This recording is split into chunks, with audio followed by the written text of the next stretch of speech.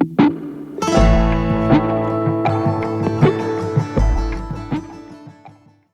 argument that capitalism is just feudalism with a facelift is a categorical error.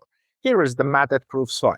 Feudalism allocates status by birth, rations opportunity by rank, and treats property as a revocable favor from power. Capitalism does the opposite. It allows property to be earned, challenged, lost, rebuilt, refinanced, diluted, acquired, disrupted, and if necessary, liquidated. Feudalism freezes hierarchy. Capitalism destabilizes.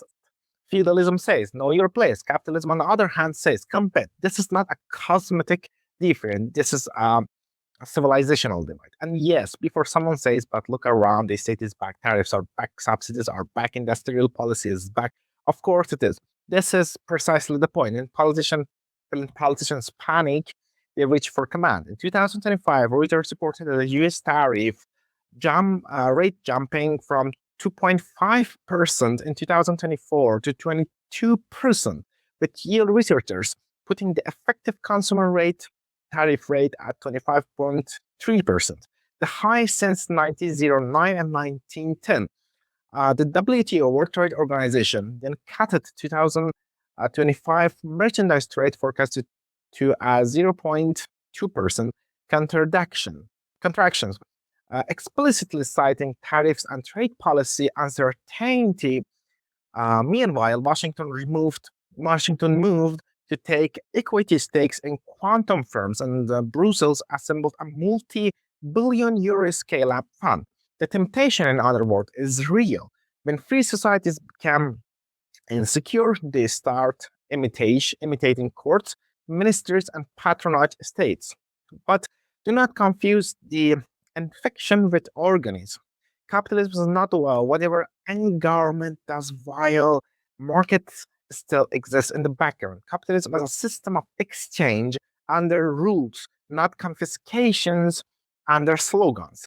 It requires property that is not arbitrary, contracts that mean something, entry that is open, profit that is earned, and failure that is possible. The moment wealth become politically shielded, competition brutal, and access rationed by connections, you are not looking at capitalism perfected. You are looking at capitalism betrayed. So let us get this into the central point. The central point on the table is that capitalism doesn't freeze wealth into bloodlines. It forces wealth to justify itself every single day. It doesn't sanctify incumbents. It puts them on trial every morning when a customer, when a worker, when an investor or an inventor decides where somebody else can do it better.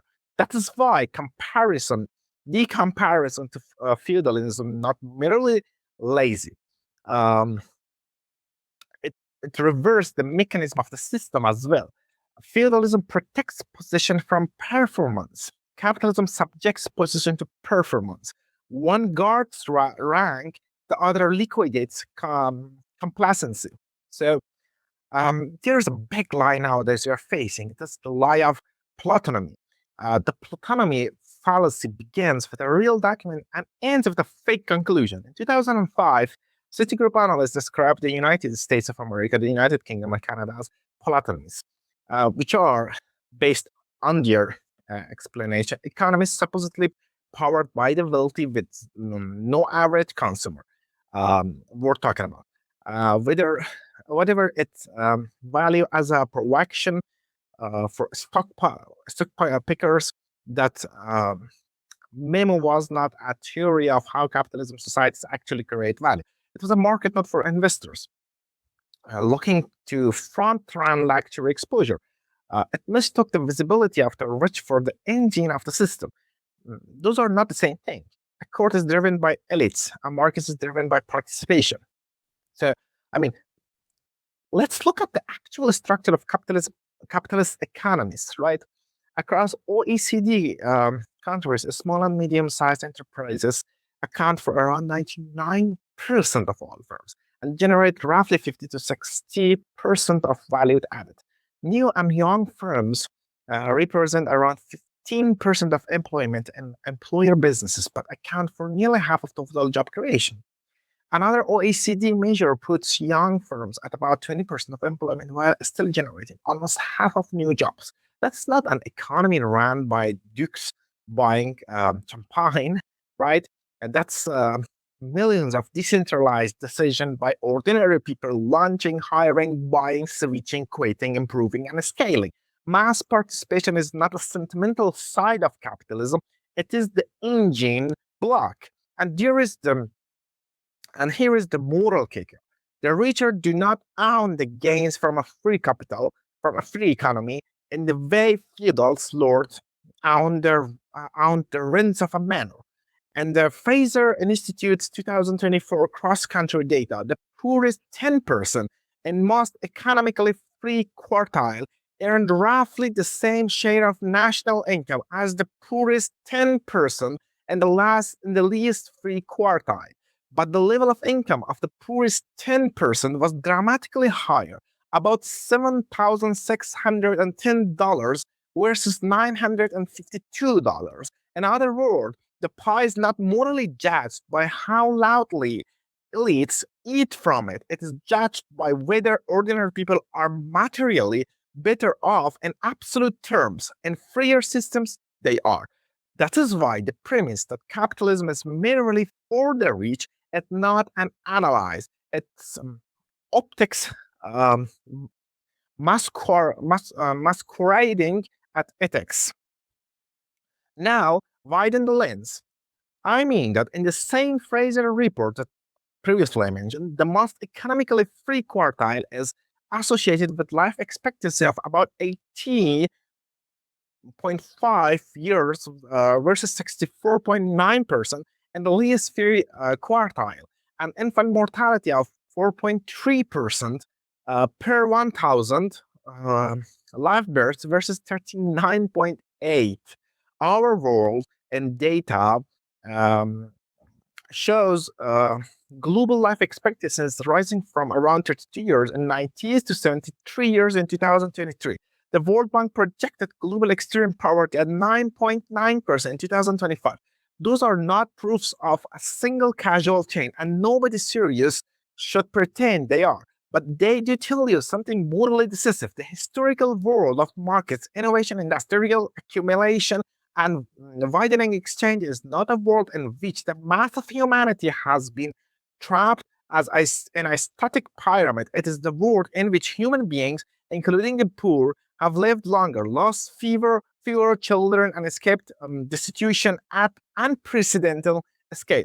Feudalism didn't do that. Arbitrary command systems didn't do that. Modern commercial capitalism civilization did that. So when critics says growth depends on elite spending, answer directly no, it is not. Luxury demand exists. Concentrated wealth exists. Neither is the core mechanism. The core mechanism is decentralized production coordinated through prices, protected by rules and constantly renewed by millions of people who do not know each other and do not need permission from a baron to transact. The Plutonomy story sees the chandelier and ignores the writing. Capitalism runs on the wiring. So wealth will not set still. That's the case. I mean, if capitalism were feudalism, wealth would still. It does not. It moves, decays, splits, compounds, evaporates, and migrates into new hands. That's the first reason why feudal analogy collapses, right?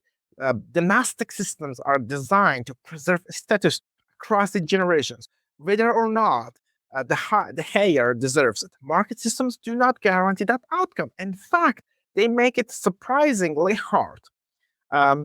Take a moment and think about it. Take the most widely quoted number in private wealth circles. The Williams Group statistics that around 70% of wealthy families lose their wealth by the second generation and 90% by the third. The Financial Times has repeated this. This CFA Institute has noted its ubiquitous, while also warning that underlying evidence is often traced to a narrow debated base. Fine, take the caution seriously. That caution does not rescue the dynastic thesis. It just forces us to use the statistic carefully. Even the cautious version still points in the same direction. Inherited will is fragile, and the skills required to preserve and grow capital are not genetically transmitted with the sure name, right? That alone make capitalism fundamentally anti-feudal. So